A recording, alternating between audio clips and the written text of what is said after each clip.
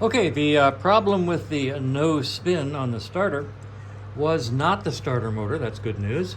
It was the starter relay, which is located up here. That's the red and white wire going to it, and the red wire for ground. And the problem wasn't that the relay was bad, it was that, once again, the thick plastic powder coating on the frame isolated this plate, which has to be grounded. So I ground away a little bit of powder coating, put the bolt back in with a star washer, and we'll touch up all of this.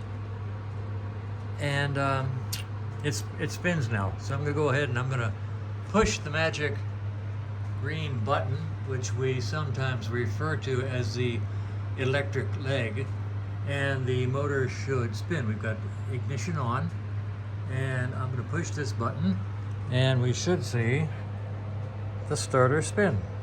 And there it goes. Very good. So we've got good spin now.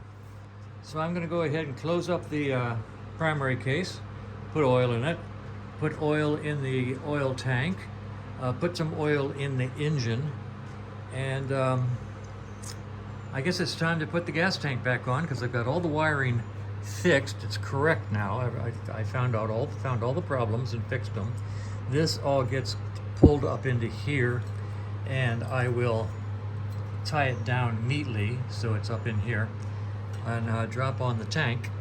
And maybe today, maybe tomorrow, I will do the first start. So the bike is finally coming together and sounding like a motorcycle. All the electrics work now, and things are looking up.